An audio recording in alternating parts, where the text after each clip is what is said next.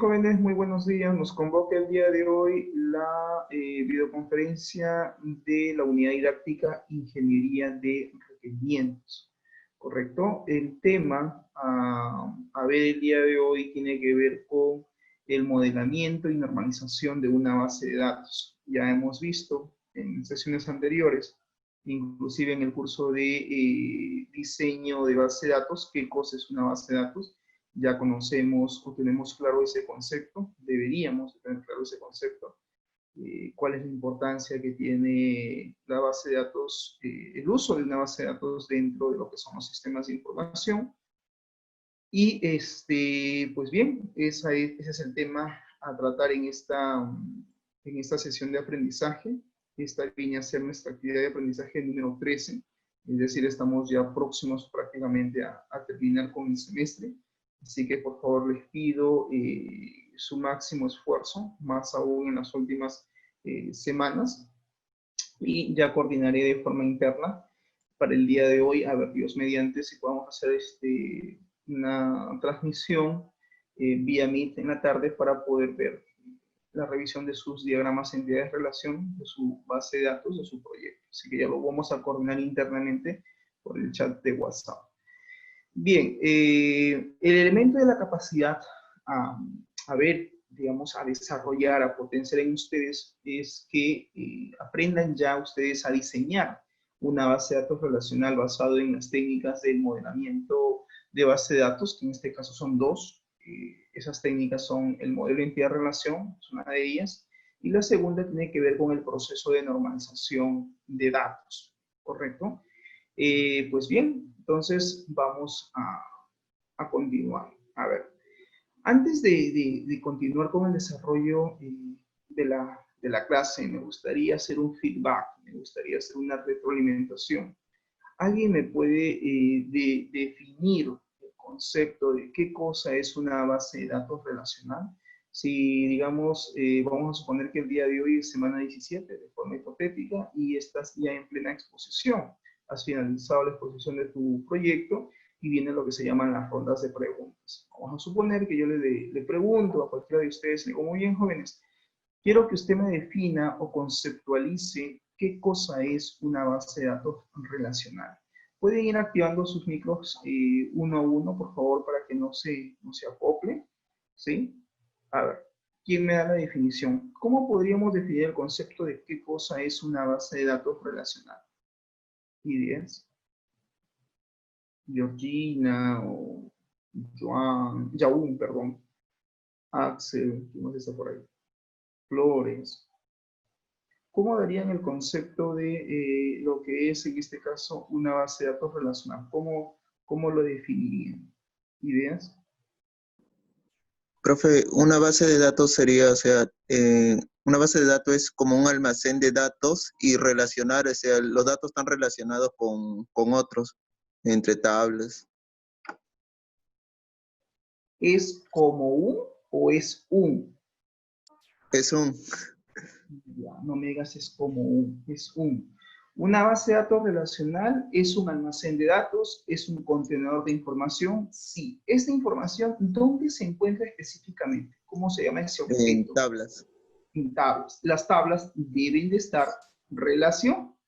Nada, están relacionadas. Deben de estar relacionadas. ¿Por qué, profesor? Porque si las tablas están relacionadas, entonces es una base de datos relacional.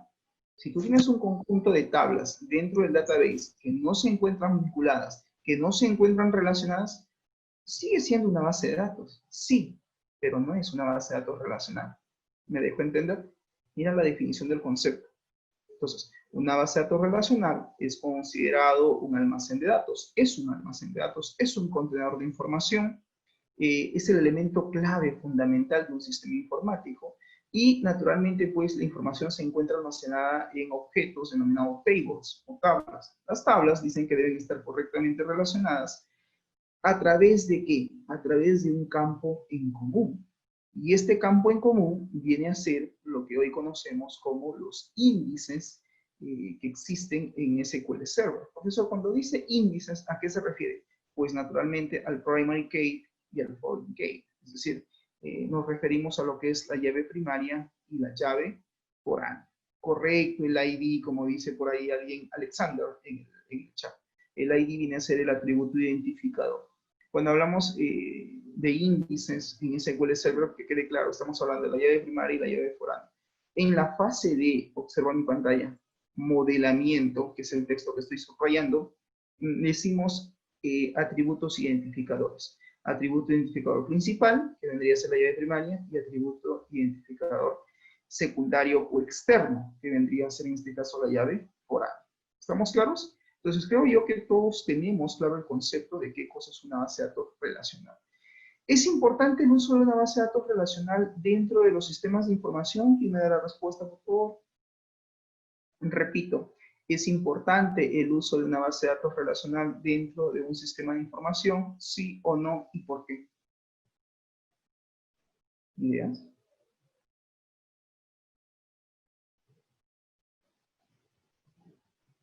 ¿Es importante? ¿No es importante el uso de un database, de una base de datos dentro de los sistemas de información?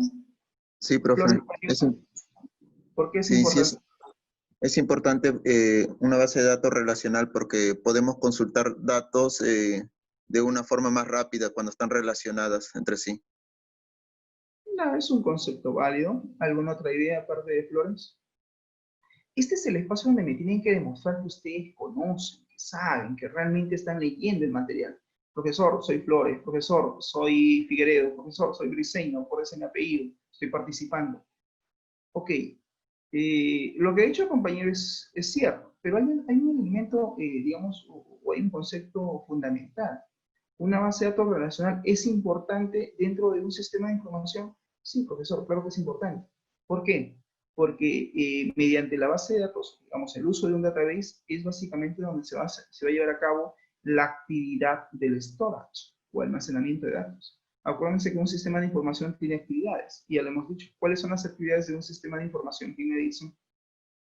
¿Actividades de un sistema informático? ¿Cuáles son? Hoy día nuestra delegada brilla por su ausencia. Está en offline. ¿Alguien me dice cuáles son las actividades de un sistema de información? ¿Ideas? Son cinco actividades. Amilcar, si te animas. O Axel. O Ninías, de repente. Profe, lo que es Escucho, Flores. insert, delete, select, update, date. Nothing, Yes. nothing. Nada que ver. Cuando Ya. hablamos de actividades de un sistema de información, por favor, tomen nota. Todo lo que estoy mencionando por algo les digo. Cuando hablamos de actividades de un sistema de información, generalmente son cuatro, son básicos. Input, entrada de datos.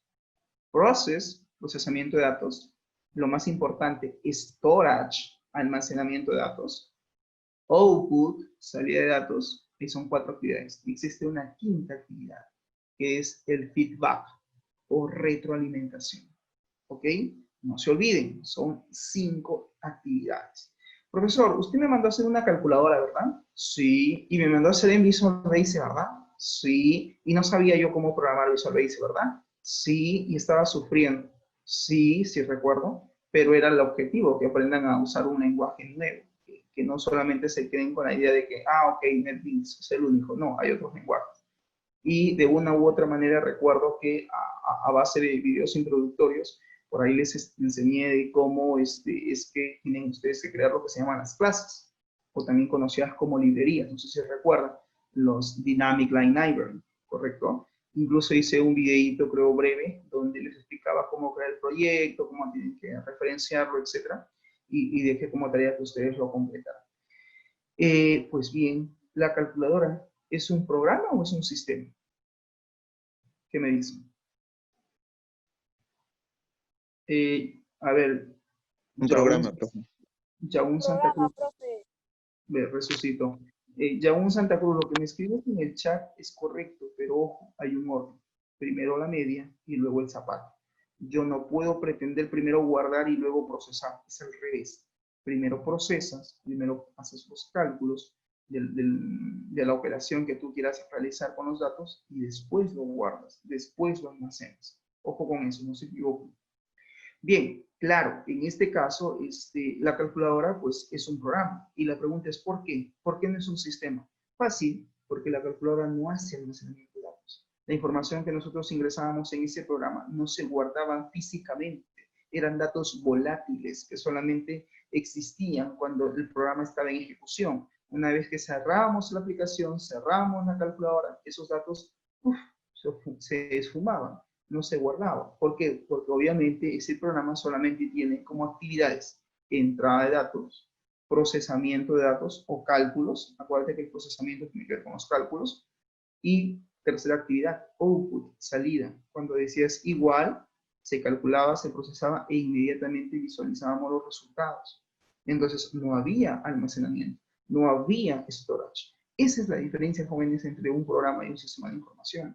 El sistema de información, a diferencia del programa, es que lleva a cabo la etapa del storage, del almacenamiento de datos. Eso ustedes tienen que tener claro. Y claro, cuando hablamos de la etapa, perdón, de la actividad de lo que es el storage, el almacenamiento de datos, pues estamos en este caso haciendo referencia a un database, donde almacena la información el YESFA con respecto a sus notas en una base de datos. Para eso se utiliza un sistema web, una aplicación web, ¿correcto? Donde tú puedes acceder en cualquier momento a consultar la información y la información cumple el principio básico de lo que se llama por ejemplo, lo que es el principio de veracidad, el tema de que la información sea fidedigna, es decir, sea información fiel.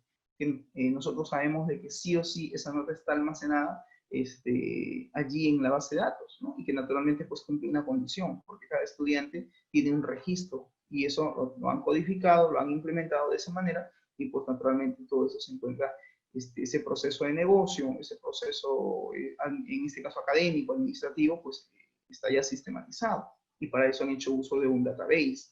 Eso implica también que para crear una base de datos, pues tenemos que hacer primero un modelamiento y una normalización de los datos. Y si nos queremos ir mucho más atrás, incluso tenemos que hacer un análisis, que es el análisis de la realidad, el análisis de la problemática situacional de esa empresa. Y en función a ese análisis hacemos pues el modelamiento y diseño de lo que implica una base de datos relacional, usando como técnicas el modelo de entidad-relación y el proceso de normalización. Espero, jóvenes, que hasta aquí los conceptos estén claros. Por favor, repasen, repasen, repasen, repasen. ¿Ok? Estoy recalcando bastante esa palabra porque créeme que la semana 17 es exposición y necesito que me demuestres que conoces, que sabes de la teoría. Y hay bastante teoría en este curso que hemos visto y que todavía nos falta ver. ¿Ya? Así que, por favor, la invocación en ese punto.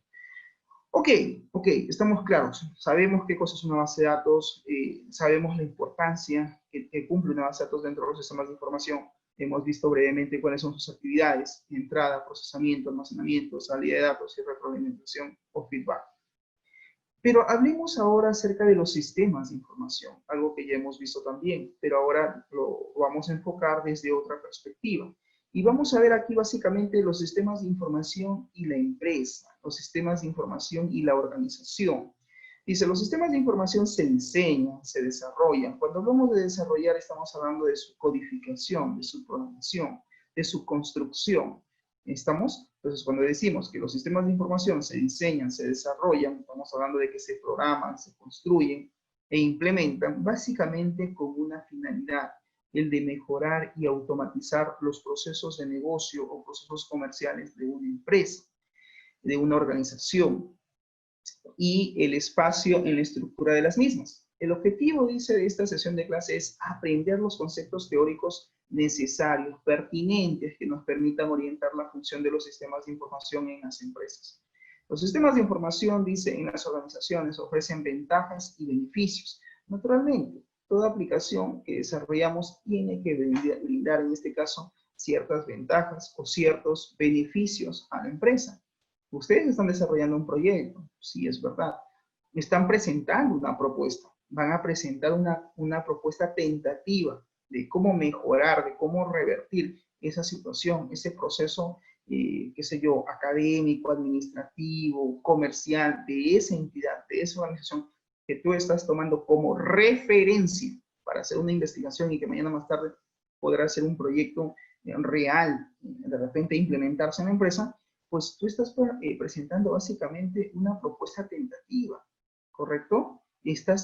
Lo que intentamos hacer es cambiar un paradigma, si es que lo quiero ver desde el punto de investigación. Ustedes que están llevando investigación tecnológica o han llevado, ¿no? La razón de hacer una investigación es romper paradigmas, cambiar realidades, y eso buscamos con estos sistemas de información. Para eso vamos a usar recursos TICs, para intentar cambiar un paradigma, una realidad que hoy por hoy en la empresa se realiza tal proceso de negocio, tal proceso comercial de una manera, y lo que buscamos es mejorarlo, automatizarlo, revertir, digamos, sus deficiencias que puede tener la empresa. Estamos frente a sus procesos de negocio o procesos comerciales. Muy bien. Claro, obviamente que todo sistema de información tiene que brindar, tiene que ofrecer ventajas y beneficios. Si no, no habría razón de ser de que la gerencia general tenga que invertir en el desarrollo de ese sistema. Naturalmente, todo sistema de información, pues, no es otra cosa que un proyecto. Eso ustedes lo tienen que tener claro. Y como todo proyecto, pues, demanda una inversión, demanda un costo. ¿Alguien me puede decir, de los presentes que se encuentran en la sala, cuáles son los elementos claves que la gerencia general determina para que un sistema de información finalmente se implemente o no dentro de su empresa? Se le llama también lo que todo gerente pide, lo que se llama el estudio de factibilidad o viabilidad de un proyecto. ¿Alguien me puede decir cuáles son los puntos de todo estudio de factibilidad de un proyecto de IT o de TI? Ideas.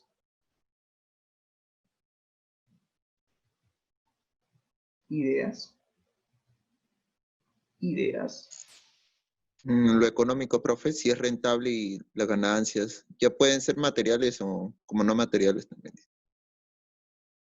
Ok, Flores, muy bien, Flores. Estamos por ahí, no al 100% o un 80%, pero estamos por ahí. Lo que dice su compañero es cierto, es verdad. Todo proyecto tiene que tener un estudio, tiene que tener un estudio de factibilidad, de viabilidad. Es, por ejemplo, pongamos nosotros en el rol del customer, ¿no? Del cliente, del gerente, que digamos, vamos a contratar a una serie de especialistas para que nos implemente un sistema de información. Y claro, ¿no? Lo primero que ustedes quieren saber es, oye, ¿y cuánto me va a costar sistematizar todo el proceso de ventas? A mí como gerente general de mi empresa, ¿cuánto me cuesta sistematizar el proceso de compras, ventas, almacén o la logística de los productos que manejamos? ¿Vamos? O sea, ¿cuánto nos va a representar eso en inversión, en lo que se llama desembolso de dinero? Eso es importante que ustedes como gerentes tengan claro cuánto es de inversión. No, mire, eso te va a costar 5.000, 8.000, 9.000, 10.000, 12.000 soles. ¿Y por qué tanto? Es lo primero que te vas a preguntar. Y lo primero que vas a pedirle al especialista es esto que estoy subrayando ahí en pantalla. Mira. ¿Y qué ventajas ofrece tu sistema? ¿Y qué beneficios me brinda tu sistema de información a mí como gerente, como dueño de mi empresa, como gestor de la enterprise de la empresa? O sea, ¿qué beneficios, qué ventajas me ofrece? ¿Y quién va a explicar eso? Pues ustedes, como especialistas del team. Para eso ustedes tienen que hacer un análisis y tienen que determinar cuáles son las ventajas o las bondades que ofrece su sistema de información a la gerencia general. Y aquí tienen ustedes que ser muy claros y muy directos, sin tanto parafraseo, explicarle al gerente o a la gerencia general o al directorio las bondades de implementar, de sistematizar, de mejorar o automatizar sus procesos comerciales. Porque yo como gerente diría, ¿y por qué tengo que gastar 12.000 soles para automatizar el proceso de pedido, facturación y pagos en mi empresa? Sí, podemos todavía seguir trabajando de la misma manera y nos ahorramos ese costo. Entonces, si el gerente no tiene claro cuáles son las ventajas o cuáles son los beneficios, créeme que no va a tener la intención de implementar un sistema de información en su empresa. Estas razones, estos motivos, tienen que ser convincentes. De repente por ahí Flores o Briceño dirá, profesor, usted está hablando de la justificación de un proyecto. Usted está hablando del hecho de justificar un proyecto de TI. Pues sí, de una u otra manera tienes que hacer una justificación, explicar las razones o motivos del porqué de su implementación dentro de la empresa. Cuáles son los beneficios y las ventajas o bondades que trae dicho sistema de información. ¿Estamos? Entonces, el gerente tiene que tener claro eso. como primer punto. Y lo que preguntaba básicamente era que todo estudio de factibilidad está compuesto por 3 subestudios, por así decirlo. Acuérdense que todo proyecto tiene que tener un estudio de factibilidad o viabilidad. Este estudio se dice que tiene que ser a 3 niveles. El primero de ellos es hacer un estudio de factibilidad operativa, es decir, determinar cuáles son los beneficios que va a traer el sistema de información a la empresa, sabiendo que estos beneficios pueden ser tangibles o pueden ser intangibles. Y cuando hablamos de beneficios tangibles, pues estamos hablando de valores cuantitativos. Y cuando hablamos de beneficios intangibles, estamos hablando de beneficios cualitativos. Y cuando hablamos de beneficios cualitativos, estamos hablando de cualidades.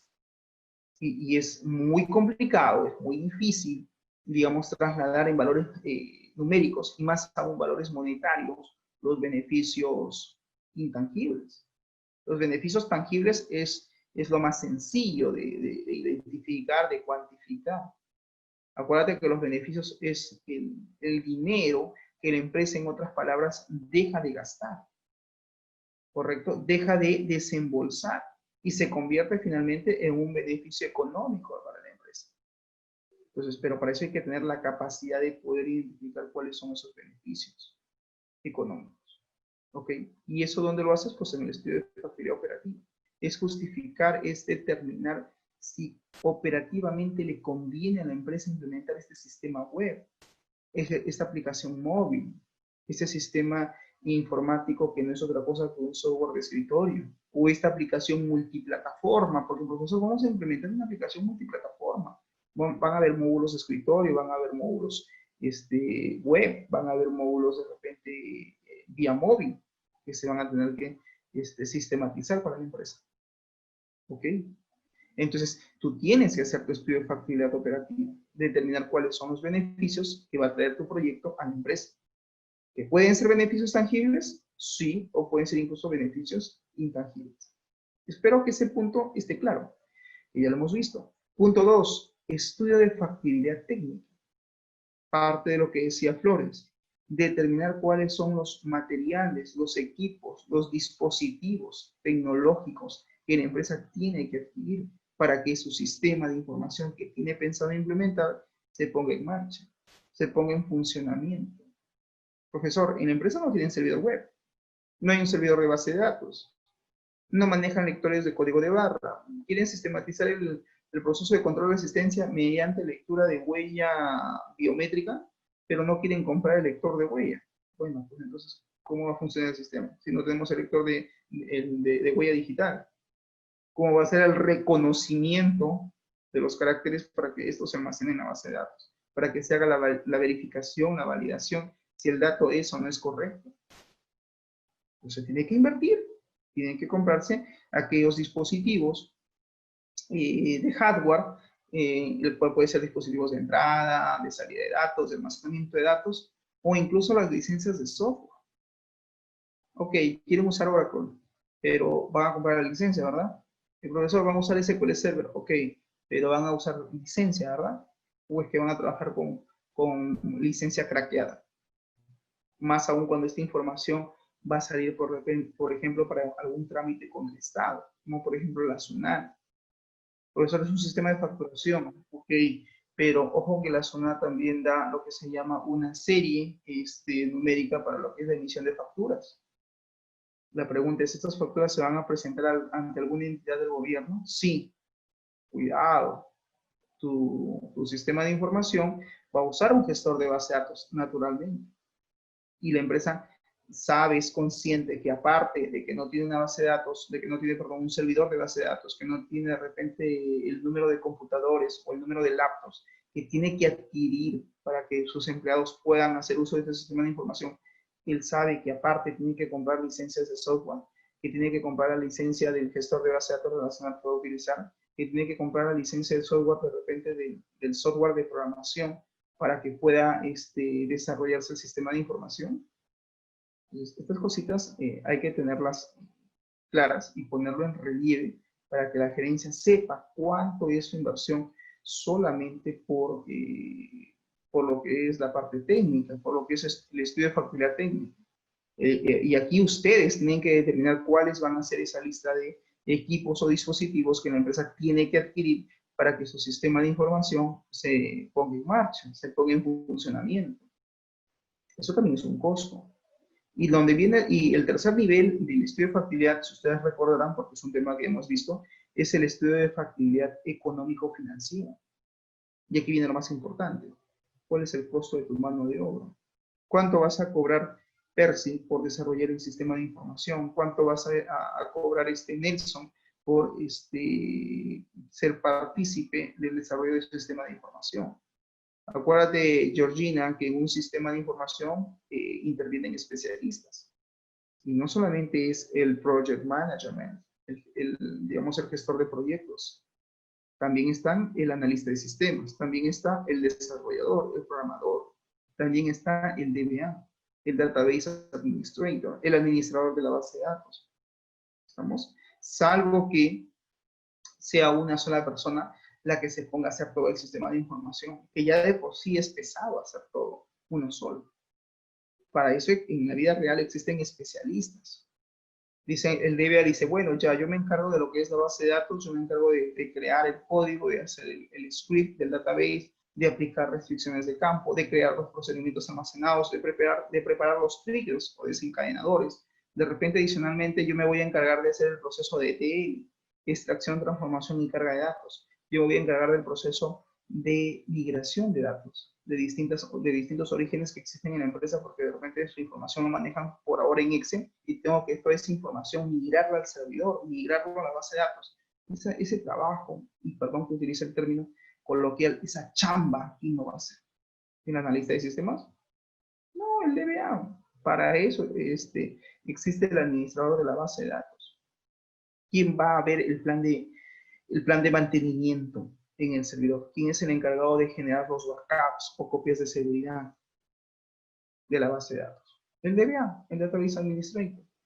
¿Quién es el encargado de hacer los planes de contingencia a nivel servidor? El DBA.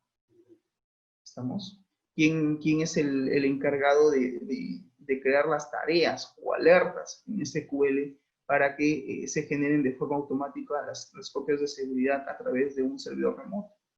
O que se envíe la información a un servidor remoto. El DBA no lo va a hacer el desarrollador.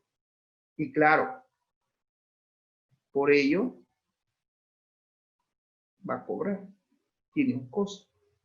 Él tiene que preparar, dejar todo listo para que el sistema solito camine.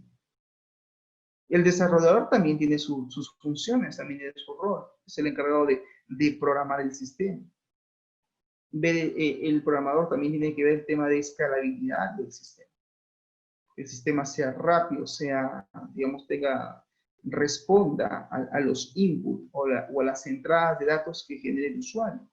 Cuando haga clic en algún botón, llame a un evento, invoque un evento, desencadene, en este caso, la ejecución de todo el algoritmo que el desarrollador sabe que tiene que implementar.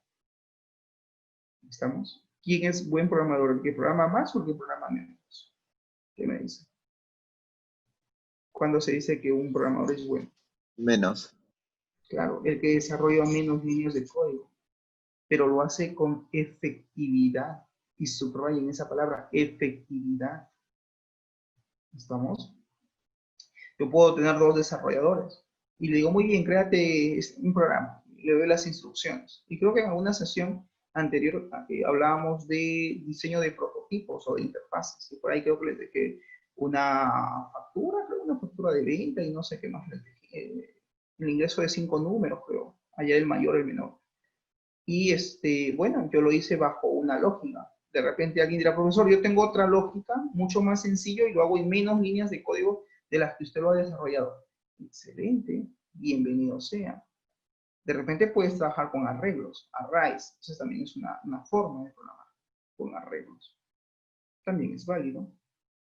¿Estamos? Ambos son buenos. El que programa más y el que programa, los dos son buenos en su tema de programación, pero hay uno que trabaja con efectividad, con eficiencia, porque hace lo mismo con menos líneas de código. De repente por ahí alguien está usando clases, está usando de repente, qué sé yo, las características o las propiedades de la programación orientada a objetos. Por ahí alguien está usando librerías, como ya les enseñé por ahí en algún lenguaje de manejar librerías. En Java, profesor, también puedo crear DLLs, pues sí, también puedes crear librerías. Y estas librerías pueden tener clases encriptadas. Ahí puedes manejar lo que se llama el encapsulamiento de datos.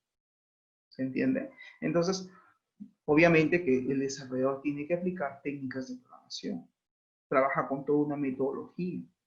Él es el encargado de desarrollar el algoritmo, hacer que el algoritmo responda a la interacción con el usuario.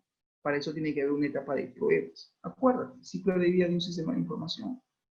Primera fase, análisis. Segunda fase, diseño. Tercera fase, desarrollo.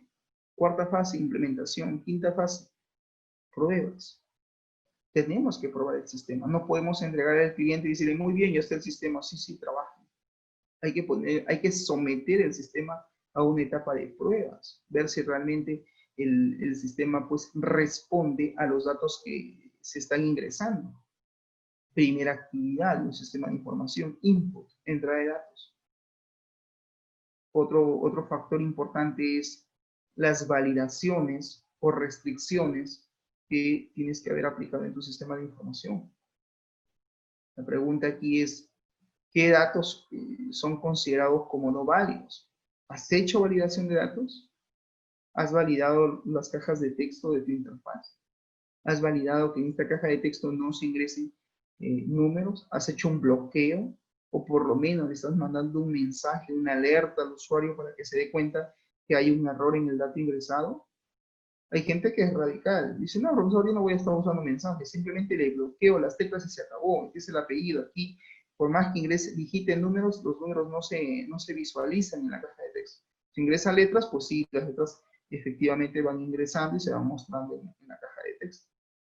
Es una forma de validación. Está validando, está restringiendo aquellos datos que él considera como no válidos. ¿Se entiende? Ahora, la validación no solamente, jóvenes, es en el sistema, es en el lado de la aplicación, no solamente es en los formularios o las ventanas del sistema. Tengo que también validar en el servidor, en la base de datos. Ya cuando entren a profundidad en SQL Server, seguramente el siguiente semestre, van a ver lo que se llaman los constraints o restricciones de campo en SQL Server. Porque la validación tiene que darse en el servidor. Cuidado, Georgina, con registrar 2 clientes con el mismo DNI. Cuidado, Yaun, con registrar 2 clientes con la misma cuenta de correo. Y más aún que tu sistema de información no te lo valide. El formulario en la interfaz lo pasó, ingresó. Y si llega al servidor, ahí es la última validación, ahí es donde tenemos que verificar. ¿Qué tengo que hacer, profesor? Trabajar lo que es la restricción unique en SQL. Y aquí los voy a escribir en el chat de Zoom para que ustedes sepan o vayan investigando este tema. Se llama restricciones de campo. ¿Cuáles son las restricciones de campo en SQL Server? Ahora, el que hace el sistema, en este caso el DBA, tiene que aplicar estas restricciones. La primera de ellas, creo que ya lo hemos visto, o lo estoy dejando en una tarea que se llama el not null. Cuidado con ingresar valores vacíos o nulos en una tabla. Tengo que tener restricción not null. Otra restricción es el uso del check para crear una validación, ¿no? Por ejemplo, créate un check para el sexo, donde solamente se ingrese masculino o femenino. No more, por ahora, no más por ahora.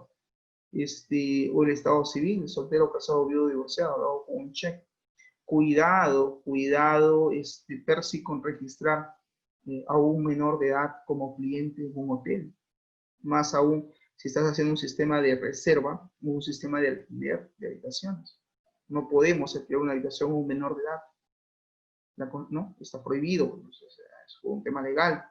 Salvo que quien registre la habitación pues sea su apoderado, sea su padre, su madre. Entonces, ahí sí. ¿Y cómo hago? Tienes que validar la edad. ¿Y cómo lo valido? Pues con la fecha de nacimiento. ¿Y cómo lo creo? Con un check. Tienes que programar. Entonces, ¿cómo hago eso? Pues eso lo vas a hacer con un lenguaje SQL. Alter table, el nombre de la tabla, de constraint, check, floor, baby. Bueno, hay que ranguear los días, la fecha de nacimiento, el get date, la fecha actual, hacer toda una división entre 365 días y preguntar si eso es mayor o igual a 18. Si es mayor o igual a 18, entonces el dato ingresa. De caso contrario, pues el dato no ingresa. Restricciones de campo. Número 3, validar que aquellos campos sean únicos y no se repitan. Pues ahí tienes el unique. Con el unique tú restringes aquellos datos que sean únicos en esa columna, que no pueden haber duplicidad. Algo que existe en una base de datos a nivel de registro de personas, llámese clientes, estudiantes, se llama la homonimia. ¿Saben lo que es la homonimia, verdad? ¿Ideas? Homonimia. La homonimia tiene que ver con valores repetidos. Valor repetido. Duplicados. Repetidos. Pueden haber dos Georginas briseños. Imagínate, si ya con una es suficiente, imagínate dos. Puede darse el caso con la base de datos. Es el fin del mundo, profe, hay dos. Es un ejemplo, claro, obviamente. No, es una broma. Naturalmente, pues pueden haber dos Juan Pérez, pueden haber dos Percy Guamán Sánchez, o 4, ¿no? Ya 4 para qué, con uno es suficiente. Pero puede darse que en el registro de la base de datos, pues que sean 4 clientes que se llamen exactamente, tengan el mismo nombre, el mismo apellido paterno y el mismo apellido materno. Pasa. Claro que sí, se llama homonimia. Ah, profe, le voy a poner unique al apellido. No se te ocurra hacer eso. No seas o te pases. No, los apellidos y nombres no le puedes aplicar unique. Profesora, ¿a qué campo, qué atributo le puedo decir que son datos únicos e irrepetibles, que no pueden haber valores duplicados? El DNI, el número de RUC, la cuenta de correo electrónico, son valores únicos, son valores que no se pueden repetir. ¿Se entiende? Entonces, ahí aplico unique. Profesor, ¿qué significa default? Asignar valores por defecto. Yo quiero que por defecto la fecha del pedido siempre sea la fecha del sistema del servidor. Pues creo una restricción que de forma automática jale la fecha del sistema para ese campo. Fecha de pedido, fecha de facturación, fecha de la emisión de la boleta de venta, fecha de matrícula, etcétera, etcétera. ¿Se entiende? Entonces, tomen nota de ese punto. Restricciones de campo en SQL Server. Esos 4 comandos que te he puesto en el chat de Zoom son pieza clave, fundamental, Georgina. Morales, ¿dónde está Morales? ¿Está Morales por acá? ¿En la sala? ¿Sí? Tienen que aplicar justamente eso. Restricciones de campo. ¿Por qué, profesor, dirá Yurida, es fundamental hacer uso de restricciones de campo?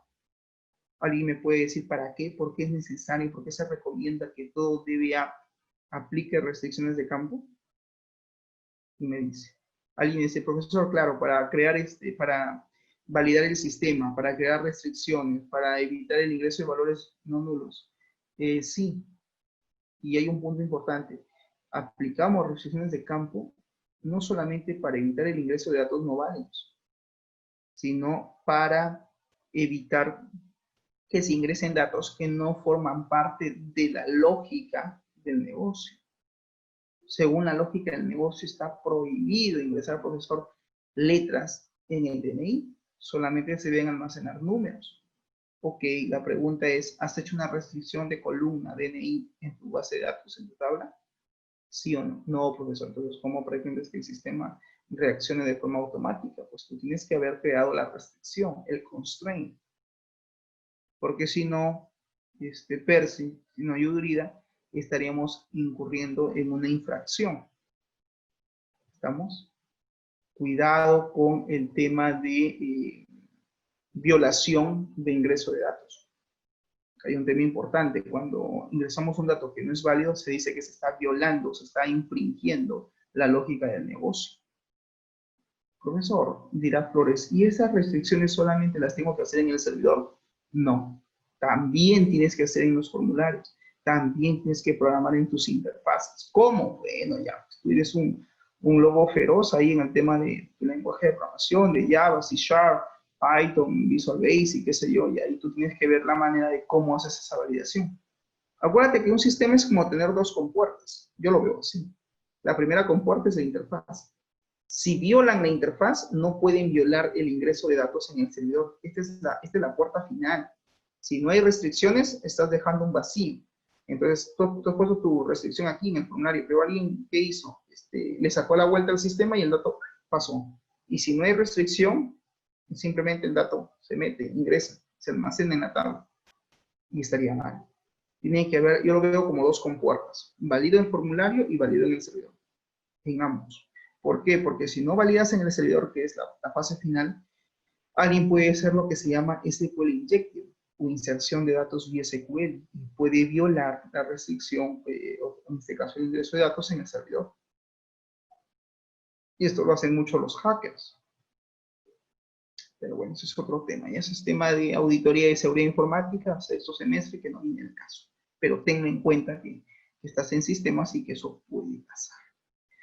Muy bien, entonces creo que hasta aquí estamos claros, ¿sí? Entonces todo sistema de información ofrece ventajas y beneficios, naturalmente. Cuando hablamos de beneficios y ventajas, ¿cuáles son, profesor? Como por ejemplo, mejorar la eficiencia dentro de la empresa. Desde el nuevo proceso, que hoy por hoy es manual, con la sistematización o la automatización de ese proceso, buscas mejorar la eficiencia, mejorar el proceso de negocio, mejorar el proceso administrativo, el proceso académico, el proceso comercial, según la naturaleza de la empresa que está siendo objeto de estudio. 2. Dice que todo sistema de información busca aumentar la ventaja competitiva. Claro, ¿para qué una empresa implementa un sistema de información? No solamente para mejorar su proceso de almacenamiento de datos, no solamente para mejorar el proceso digamos, de recolección de datos. Busca que una empresa cuando implementa un sistema de información, naturalmente quiere mejorar, quiere automatizar, quiere virtualizar, sistematizar todos los procesos que hoy por hoy son manuales, son engorrosos, son complicados, de una forma sistémica, de una forma sistemática. Perfecto, pero hay algo más. Las empresas buscan cada día ser más competitivas. Y todo gerente sabe que tener un sistema de información le va a brindar cierta ventaja frente a sus competidores. ¿Por qué? Porque va a tener un control de su información. Profesor, un sistema de información, digamos, entonces, ¿es importante, es necesario? Claro que sí. Pero cuidado, hay procesos de negocio donde sí o sí se necesitan de sistemas informáticos. Un ejemplo, el almacén, la logística. Es necesario sistematizar ese proceso porque hay constantemente, ingresa mercadería al almacén mediante una compra y egresa o sale la mercadería al almacén cada vez que hay una venta. Entonces, tenemos que tener un control de qué unidades se han vendido, qué unidades están en el almacén. Eso es fundamental. Porque de esa manera la empresa va a determinar sus ingresos, su total de ventas, sus utilidades, sus ganancias. Y es importante que la logística, el proceso de compras y ventas, por lo menos esté sistematizado. ¿Van a haber otras áreas, otras áreas dentro de la empresa que requieran de estos sistemas de información? Claro que sí. Pero hay procesos que de repente también te vas a dar con esta realidad, que de repente te vas a la empresa y no hay nada sistematizado. Y no vas a encontrar uno, sino varios procesos por sistematizar. Pues tienes que aplicar análisis. Y aquí viene un tema importante que se llama análisis de requerimientos de usuario. Es decir, de repente el gerente no tiene idea de qué cosa es lo que va a sistematizar, sabe que tiene que comprar un sistema informático que mandar a implementar, pero no sabe para qué proceso. Entonces, ahí viene, digamos, tu experiencia como desarrollador, como especialista de sistemas para ayudarle al cliente a determinar qué tipo de proceso es el que primero van a sistematizar. Profesor, ¿eso significa dar orden, prioridad? Claro, tiene que haber una prioridad. Tiene que haber una prioridad en todos los procesos. Y para eso tú tienes que primero identificar cuáles son sus requerimientos, son necesidades que tienen los usuarios con respecto a la información que manejan. Profesor, hay varios procesos que manejan: pedidos, compras, ventas, almacén. Muy bien, haz análisis de requerimientos de usuario a través de priorización de requerimientos. Identifica qué procesos son urgentes o muy urgentes a desarrollar en la empresa, porque si no se hace, pues esta problemática va a seguir en el tiempo. Entonces, tú das prioridad. Ok, primer proceso, pues vamos a sistematizar el proceso de almacén. Lo primero. 2, proceso de venta. 3, compra, ¿no? Tú ya le vas a dar un orden, una prioridad. Y eso lo tiene que aprobar la gerencia. y empiezas en la fase de desarrollo. ¿Correcto? Muy bien. Cuando hacemos referencia a las ventajas que ofrece un sistema de información, nos referimos a obtener una diferencia en general sobre otras empresas, sobre otras organizaciones, o sobre el estado actual de las actividades o procesos internos de la empresa.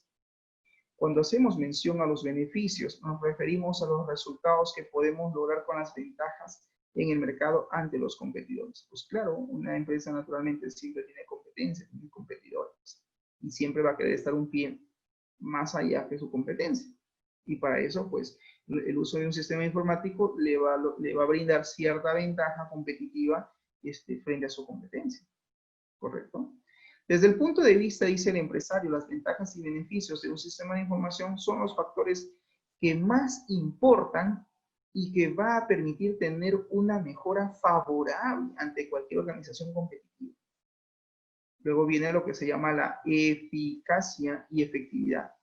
La eficacia o efectividad, dice, responde a una pregunta. ¿Qué se logró? La efectividad busca una alta productividad, un aumento de la misma y una consecuente mejora de sus servicios. La eficiencia, en cambio, se relaciona, dice, con la manera de cumplir el objetivo. ¿De qué manera cumplimos con los objetivos de una empresa? Acuérdense que toda empresa tiene misión, visión y también tiene objetivos. Se trazan objetivos los gerentes. ¿Por quién? Decimos, ¿no? El objetivo del 2020, pues, dado post pandemia, superar, por decir, ¿no? Las caídas de las ventas, por lo menos un 10-15%. Bueno, eso es un objetivo. ¿Cómo lo van a hacer? Pues tienen que trabajar con un plan estratégico, ¿no? De qué manera, digamos, intentar revertir la situación económica en la cual se encuentra. Que no es fácil, va a ser complicado, ¿no? Pero hoy por hoy, por ejemplo, hay muchas empresas que han tenido objetivos y todo se ha caído, todo se ha venido abajo, porque obviamente con la cuarentena, pues hay mucha gente que, hay muchas empresas incluso que han cerrado, han entrado en un receso económico. Algunas han recibido ayuda del gobierno en buena hora, hay otras que no. Algunas pymes escucho que no han recibido el apoyo económico. Entonces, han tenido que cerrar operaciones, reducir personal, ¿no? Porque ¿de dónde se paga la planilla? Lo peor que puede hacer un empresario es chocar con su capital, ¿no? Se supone que tiene pasivos, tiene gastos a nivel contable, tiene activos, ingreso de dinero, pero pues tiene que haber liquidez también, ¿no? Entonces, bueno, eso también es un tema interesante que tiene que analizarse, ¿no? Pero bueno. Ok, entonces dice, con la búsqueda de mayor eficiencia se busca hacer más por menos, a bajos costos, reducir las labores rutinarias o repetitivas. Y aquí subrayo esta palabra, ¿no? Un sistema de información que busca la automatización de tareas. ¿De qué tareas? ¿De qué actividades? Repetitivas. Algo que es manual, que es constante, que es repetitivo y que podemos equivocarnos, como por ejemplo la emisión de una factura. La factura, cuando el proceso de facturación es manual, ¿qué hace el vendedor o la vendedora? Agarra su calculadora, llena su factura a mano y empieza a multiplicar, ¿no? 3 unidades, el costo es tanto, multiplica, tiene que sacar el IGB, sacar el subtotal, calcula el total a pagar y todo lo demás. En ese proceso que es manual y que es repetitivo, pueden haber errores. Y si se comete un error, pues se anula la factura y se vuelve nuevamente a llenar todos los datos. Un proceso repetitivo, un proceso que es deficiente, un proceso en el cual pueden haber errores de cálculo, de procesamiento. ¿Requiere de su sistematización? Claro que sí. Los sistemas de información que responden, dice, este tipo de criterios son básicamente sistemas que permitan un ahorro de costos, la reducción de las labores manuales y la reducción del espacio físico. Aumento de ventajas competitivas. Los sistemas de información, dice, de este tipo responden a la pregunta, ¿cómo lograr una posición, un servicio único y diferente ante los competidores, ante la competencia, que de repente todavía no lo poseen? ¿Cómo logran una posición mediante un servicio único, diferente, exclusivo ante su competencia? En general, dice, se caracterizan por permitir o habilitar el crecimiento del negocio. ¿Quién hace eso? Los sistemas de información. Y se usan para ganar una ventaja sobre los competidores. Los sistemas de información que responden a este tipo de criterios son básicamente aquellos sistemas de compras por Internet. Hoy en día, estos sistemas han cobrado mucha importancia, mucha relevancia. hoy por hoy en el caso de la pandemia. El famoso proceso de ventas vía delivery. Claro, digo ventas desde el punto de vista de la empresa. Desde el punto de vista del cliente se llama sistema de compras por internet. Los sistemas bancarios, que hoy por hoy pues ya no, algunos no están atendiendo y todo lo hacemos mediante sus aplicativos móviles, transacciones, uso de cajeros automáticos. El sistema de compra de venta de pasajes aéreos también responde a ese criterio. Ante este factor, dice, las organizaciones o empresas competitivas pues reaccionan con la incorporación de novedades, con la incorporación de novedades, de sus recursos tecnológicos nuevos que han adquirido y tratan de disminuir la ventaja existente entre la empresa que lidera en este caso el mercado. ¿Correcto? Es decir, de una forma más sencilla y fácil, copian al líder. La empresa líder gana mercado, pero el diferencial de tiempo ante la competencia tardía. Pues, realmente una empresa que innova, que utiliza recursos tecnológicos, siempre va a estar un poquito más, digamos, que sus competidores. Una empresa que está a la vanguardia.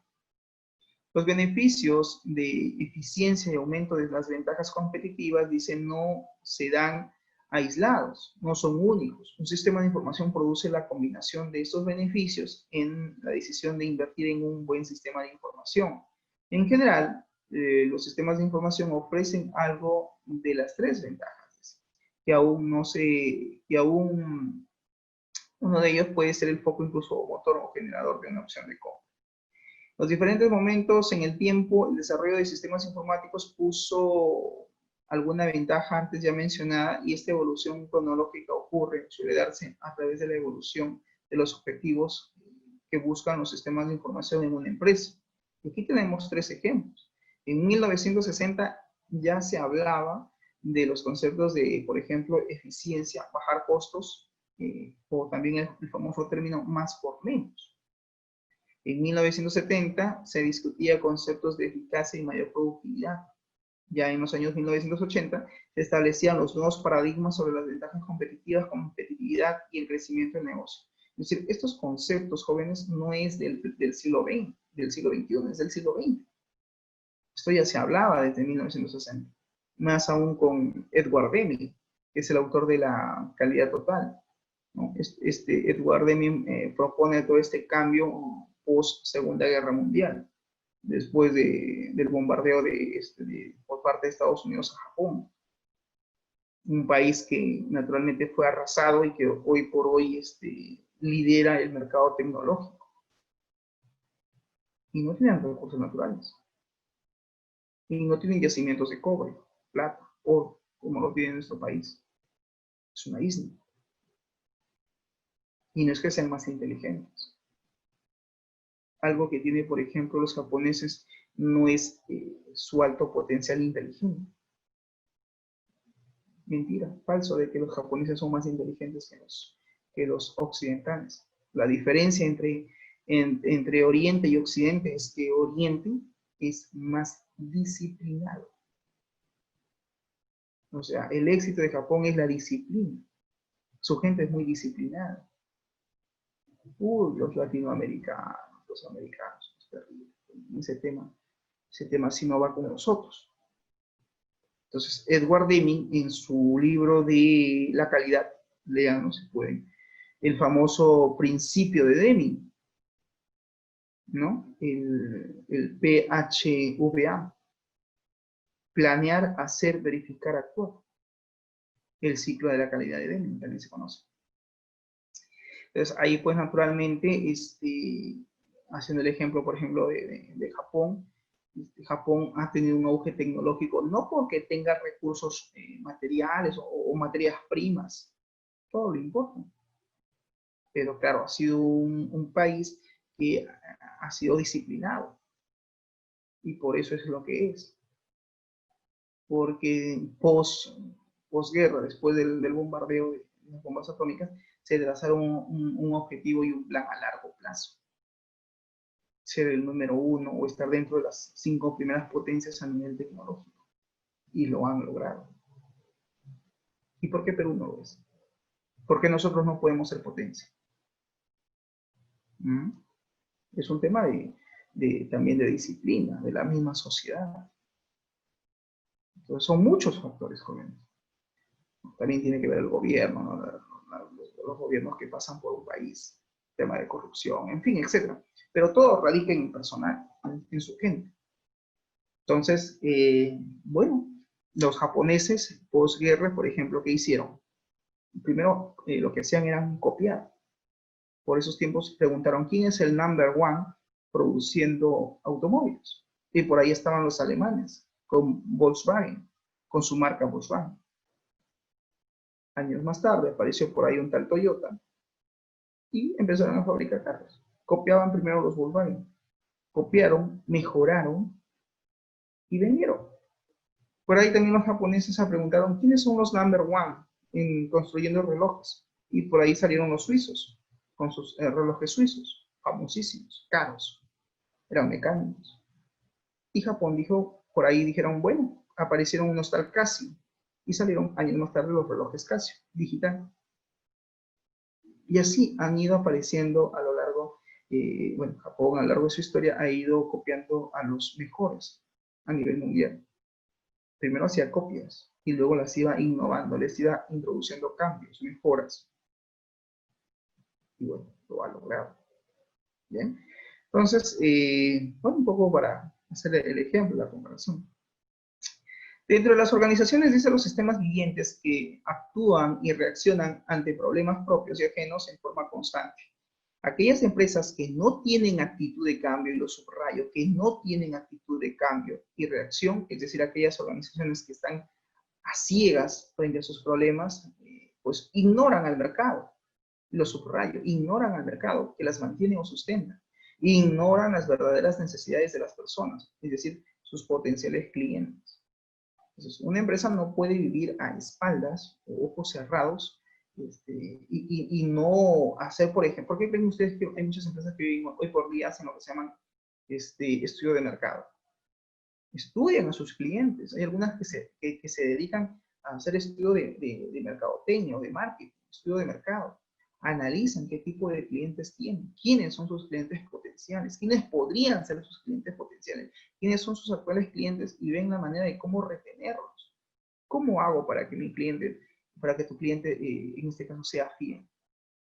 Bueno, pues te invito a que leas el libro de Michael Porter, Tipos de clientes, tipos de empresas. Hay 4 tipos de clientes: cliente apóstol, el cliente rehén, el cliente mercenario. Está también el cliente terruco. No lo digo yo, es el autor. Hace una clasificación de esos tipos de clientes. Hay tipos de empresa: empresa dilema, empresa perro o gato rabioso, la empresa vaca lechera. Hay tipos de empresa. ¿Correcto? Bueno, entonces, ya quede claro, pues, ¿no? Una empresa no puede vivir a espaldas de sus clientes, tiene que analizar quiénes son sus clientes y ver de una u otra manera cómo retenerlos a estos y no hacer que se vayan con la competencia.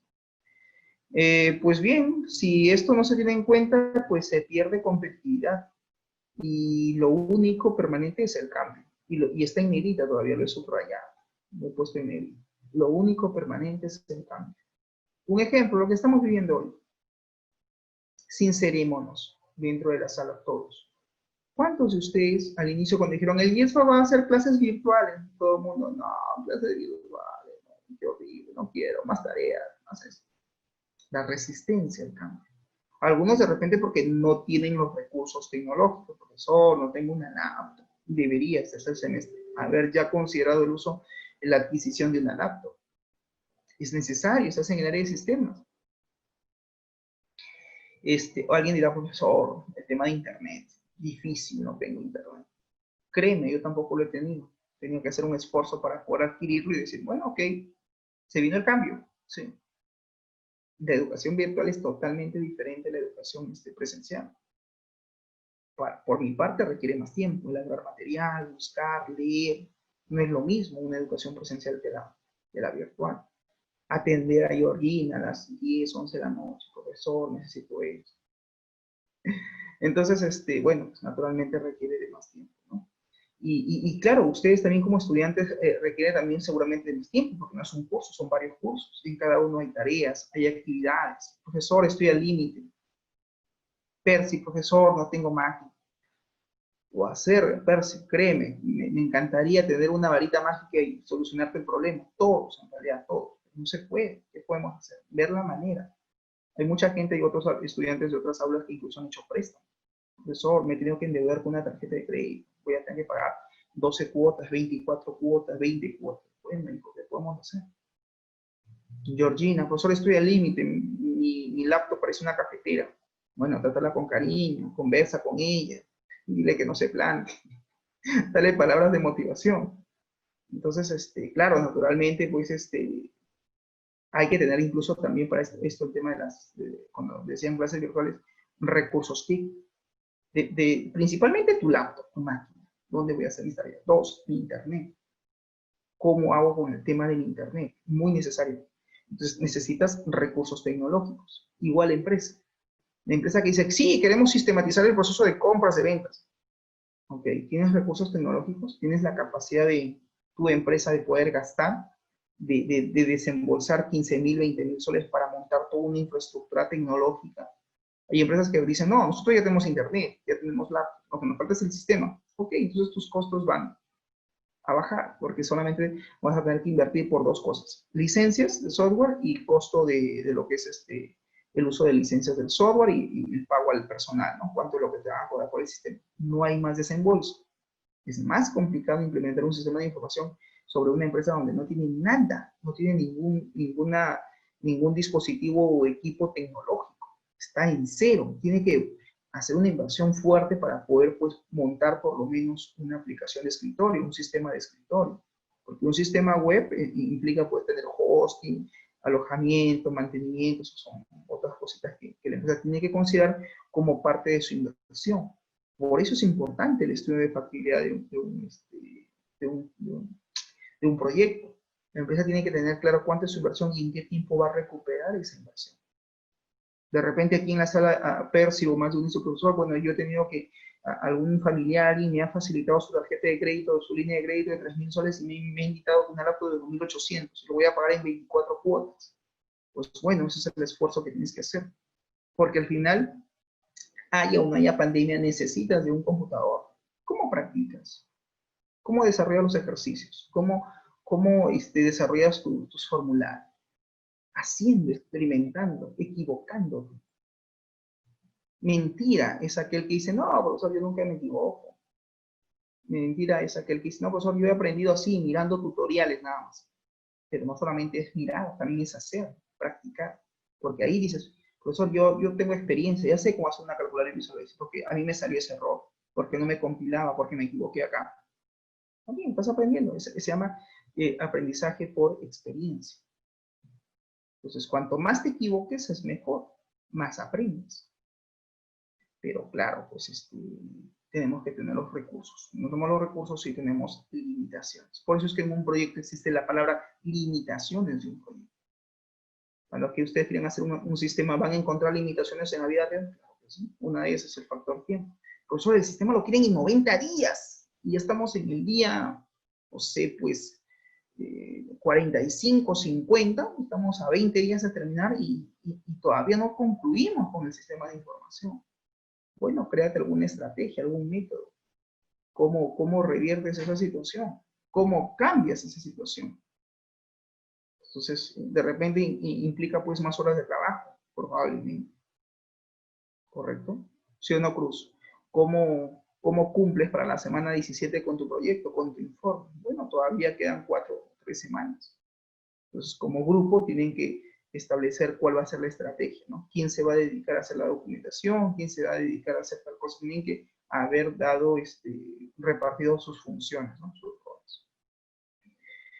Muy bien, entonces el único cambio, en este caso, lo único permanente dice es el cambio. Entonces hay que tener en cuenta ello. Dentro de los principales problemas, dice, está el problema negativo. La situación actual de repente no satisface los objetivos, puede ser un punto. El problema potencial, la situación proyectada, dice, no satisface el objetivo. 3, problemas de implementación. ¿Cómo ¿Cómo se va a concretar el objetivo? Es otro ítem. El aprovechamiento de las oportunidades, como por ejemplo la generación de un nuevo objetivo. Los avances tecnológicos, dice en general, y la tecnología y las tecnologías de información en particular son un actor en estas acciones de cambio. Los sistemas de información habilitan a las organizaciones a resolver problemas y son parte de las soluciones de las mismas, según el autor Prieto y Sornosa, año 1996. Los sistemas de información y las tecnologías de la información, dos conceptos claves. Muchos actores, distinguen los conceptos entre sistemas de información y TI, tecnologías de la información. Si bien en el lenguaje no académico, o sea, en el lenguaje vulgar, no es fácil hablar de una diferencia. Sin embargo, la diferencia semántica no es trivial. Los sistemas de información en una empresa, independientemente del uso de computadoras, son parte integral de la empresa. La información aumenta nuestra posibilidad de toma de decisiones. Y subraya esta palabra, toma de decisiones. ¿Para qué creamos sistemas de información? Para mejorar, profesor, el proceso de toma de decisiones. Se supone. Se supone que un sistema de información le va a ayudar a la gerencia a mejorar sus decisiones. La pregunta es, ¿a través de qué, profesor? De las consultas, los reportes que brinda el sistema de información. Acá tenemos, profesor, un reporte de las ventas por año, por mes, qué sé yo, ¿no? Tú has hecho todo tu análisis. Y esto le va a servir a la gerencia en su toma de decisiones. Va a poder tener de repente información de sus ventas, de las unidades vendidas. Imagínate un sistema que le diga al cliente, o perdón, al empresario, cuál ha sido el producto de mayor demanda en el tiempo. Un sistema que le ayuda a tomar decisiones. Porque si tiene que volver a solicitar la compra de productos, va al sistema, consulta el reporte o ejecuta la consulta de datos y le muestra la información. Entonces le va a ayudar a tomar decisiones. Porque claro, le está haciendo esa retroalimentación. ¿Por qué no te creas un gráfico estadístico en el sistema informativo que permita medir o mediante una gráfica de barras ver cómo va el aumento de las ventas en el tiempo? Que el cliente diga, muy bien, vamos bien, porque según la gráfica estamos en subida, o no, estamos mal. Mira, en el 2020 por la pandemia ha habido una caída del 20, 30, 40, 50, 60, 80% de nuestros ingresos al año. Estamos pésimos. Ahora, ¿cómo hacemos para revertir eso en el 2021? ¿Qué hacemos? ¿Ofertas? ¿Disminuimos el precio? ¿Cómo hacemos para revertir esta situación? Ahí la alta gerencia tiene que ver cuál es la estrategia que va a formular con cara al 2021. Porque lo que ha sucedido escapa de sus manos. Acuérdate, Georgina, análisis FODA. ¿Sí? Análisis FODA. Una empresa puede controlar sus debilidades y sus fortalezas. Pero las amenazas y las oportunidades están fuera de su dominio. COVID-19, pandemia mundial. ¿Fue una debilidad? No, fue una amenaza. Nadie ha podido controlar eso, nadie lo pronosticaba, nadie lo sabía. Y claro, aquel que tomó las precauciones del caso a nivel económico, de repente ha podido hacer uso de sus recursos económicos para pasar ligerito la pandemia y decir, bueno, no me ha, digamos, ha causado gran impacto porque ha habido un plan de respaldo económico. Perfecto. Pero, ¿y el que no? Complicado, ¿verdad? Complicado. Algo nos deja el 2020, una lección por aprender. Guarden pan para mañana. Algo nos deja como lección. De todo lo que ustedes logren percibir, guarden por lo menos el 10 o el 15 o el 20% en el mejor de los casos, como plan de contingencia. Por ahí. Profesor, por ahí me ingresó un dinerito, una propina de 100 soles. Guarda el 20%. Quédate con 20 soles y gasta 80. Pero guarda algo. No será mucho, pero guarda algo. Uno nunca sabe. Bien, jóvenes, ¿alguna pregunta hasta aquí? Entonces, este tema, esta clase, más que todo es dar una visión, un enfoque de la importancia que tienen los sistemas de información, la tecnología, para las empresas. Y líneas más abajo, por favor, les invoco que lo revisen el material, denle una leída, lean, por favor, el contenido. Yo me tomo la paciencia también de investigar, estoy citando, estoy poniendo los autores. Y líneas más abajo, pues habla de qué cosa es el modelo de identidad de relación, ya lo hemos visto, la importancia que tiene en los sistemas de información, qué cosa es un diagrama de identidad de relación. Y por aquí estoy proponiendo un caso de un restaurante. Por ejemplo, analiza cuáles son las entidades que se han determinado para este restaurante. el empleado, el delivery, el pedido. ¿Por qué el delivery? Porque también el restaurante va a enviar comida a domicilio. Hoy por hoy el contexto creo que se presta justamente para eso. Entonces, analiza y mira qué entidades son las que se muestran en este ejemplo, cuáles son los atributos. Es una propuesta. Su diagrama lógico, diagrama físico, y finalmente, esto es lo que yo quiero que ustedes me entreguen en la semana 17, el diagrama físico de su base de datos. Pero claro, tienen que haber hecho su modelo de entidad de relación, su diagrama lógico, que esto me interesaría ver hoy, a ver si Georgina, por favor, por interno, a partir de las 6 de la tarde, vemos ese tema. Me gustaría ver esto, su diagrama, profesor, tentativamente, estos son mis atributos, un review. Entonces yo digo, mira, falta esto, y cómo vas a manejar con tal dato. Entonces yo lo que quiero es darte mi punto de vista, mi criterio, de cómo estoy analizando tu problema y ver si es que mi criterio se ajusta con tu análisis. De repente decir, el grupo de Percy sí, pues tiene razón, faltó esos atributos. Ok, completen, mejoren. Este es el objetivo, llegar a la base de datos, y también les pido en ingeniería de requerimiento esto, sus interfaces. Tienen que por lo menos hacer una descripción de cada interfaz, qué hace cada uno de ellos. Por ejemplo, en el caso del restaurante, pues tiene que haber un inicio de sesión, van a tener que loguear. Va a haber un menú donde tengan que registrar el pedido, buscarlo, imprimir, consultarlo, etc. Por ejemplo, aquí se registra el pedido. Esta es una propuesta tentativa. Que claro, está por ejemplo el número de mesas, ¿no? En este restaurante hay 10 mesas, y aquí yo debo de visualizar el estado, ¿no? Si está disponible, ¿no? Está vacío, o está ocupado, o reservado, ¿no? Y aquí yo pues debo ir registrando los datos del cliente, ¿sí? Por defecto debe salir el código del mozo, sus datos, y aquí yo voy agregando los platos o los productos, ¿correcto? Y voy agregando en esta lista para que cuando ya tomo el pedido, digo registrar pedido, ya están los datos para luego proceder a la facturación, y tendré que preguntar al cliente si pide una boleta o una factura de venta. Entonces, el impacto que tiene este sistema de información en el restaurante, ¿no? ¿Va a ayudarle a mejorar su proceso? Claro que sí. ¿Va a haber un mejor control? Sí. Ya no está el mozo, no va a estar buscando cuál es la mesa que está disponible. Pero, ¿y cuándo? La pregunta es, profesor, ¿y en este sistema cuándo se liberaría la mesa? Porque supuestamente la mesa está ocupada. ¿Cuándo pasa vacío? ¿Cuándo pasa a disponible? Cuando se emite la facturación. Cuando buscamos el pedido y se factura, se busca en el sistema la mesa 4, ok, estaba ocupado, sí, pone ahí vacío. Y en el mozo no va a estar, mesa, ¿y dónde está la mesa? No es necesario, está en el sistema. Entonces, ese es un poco el objetivo. ¿Los pedidos también se pueden modificar? Claro que sí, pueden añadirse de repente una bebida, de repente por aquí una segunda entrada, de repente es de buen diente ese cliente, ¿cierto? Que no, Fukuda, es de buen diente, y de repente quiere un plato más, pues, ha quedado chico la entrada, quiere una entrada más. ¿Se puede agregar? ¿Qué dice la regla del negocio? Que sí se puede, ok, agrégale nomás. ¿Se puede agregar? Sí, siempre y cuando todavía no se haya facturado. Si ya se facturó, pues se tendrá que ingresar como un pedido nuevo. Consultas, podemos consultar de repente aquellos pedidos que estén pendientes por atender, de repente todavía no se han atendido, no se han entregado en la mesa, eso está en espera. Por eso es importante, cuando yo decía jóvenes, la información en una base de datos no se elimina, tienen estados.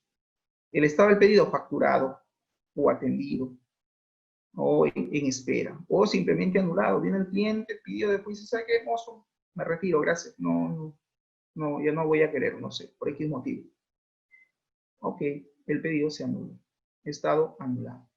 Entonces la información en un sistema real, jóvenes, no se elimina, sino se anula. Mira, acá tenemos un ejemplo, ¿no? Aquellos pedidos, hay pedidos que están atendidos, hay pedidos que están en espera, ¿no? Se llama estado del pedido. Significa que estos que están en espera todavía no han sido facturados. De repente todavía no, el cliente no, ¿cómo se llama? No ha pedido la facturación del mismo, o están en espera porque todavía no salen de cocina. Entonces hay que ver qué criterio le damos a ese pedido, manejar un criterio. Conclusiones. Los sistemas de información en las empresas postmodernas se enfatizan en las urgentes necesidades de atender los diferentes sistemas de información en las diferentes organizaciones como un instrumento que permitan responder de manera ágil y efectiva, en los diferentes entornos turbulentos, o sea, entornos de problemática. Para ello, resulta conveniente plantear las relaciones de cambio en las estructuras organizacionales pertinentes con el fin de crear una cultura informacional. Esto es importante. Hay muchos usuarios que tienen una resistencia al change tecnológico, al cambio tecnológico. Sistema de información, no, dice, me van a auditar, el sistema va a mostrar mis errores. Lo que queremos es mejorar el proceso de negocio, el proceso comercial, y para eso implementamos sistemas de información, para dejar el tema manual, procedimental, que nos podemos equivocar y que esté todo virtualizado, sistematizado. Para eso usamos sistemas de información.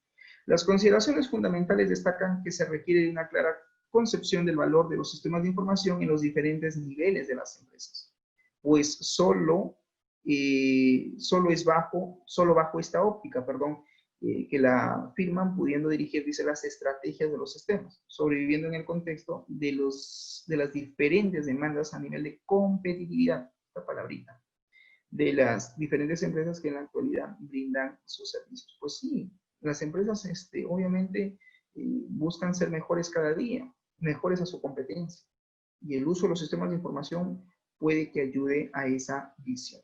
Bien, jóvenes, hasta aquí alguna pregunta, alguna consulta por parte de ustedes con respecto al tema. ¿Estamos claros? ¿Sí? Sí, Bien, profe. ok.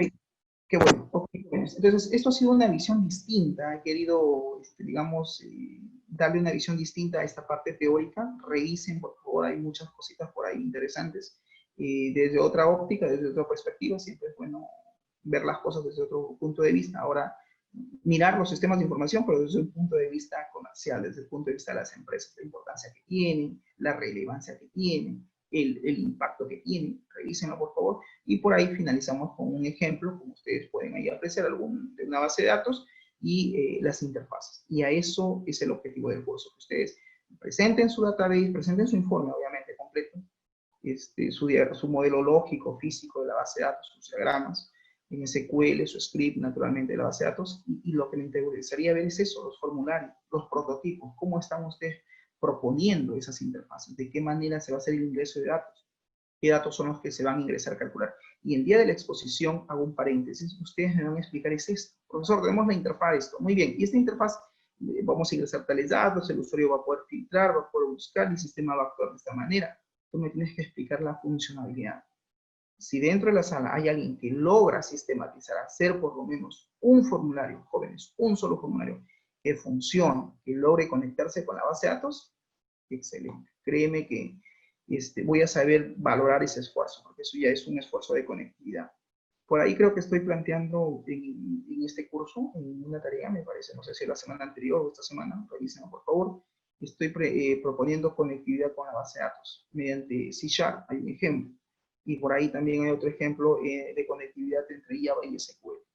Profesor, la propuesta que usted quiere que yo le presente la semana 17, ¿puede ser con C# y SQL? Claro que sí. ¿Puede ser Visual Basic con SQL? También. ¿Puede ser Java con SQL? No me interesa con qué lenguaje de programación tú hagas ese sistema. Lo que me interesa es que funcione, y si logras hacerlo, excelente. Créeme que voy a saber valorarlo, y si amerita el grupo completo ponerle 20, se le pone 20. No hay problema con eso. Bien, jóvenes, sin más preámbulo, les doy las gracias por asistir a la clase del día de hoy, y nos vemos el día de mañana en el curso de diseño de base de datos. Bien, eso es todo por mi parte. Muchas gracias. Chau, chau.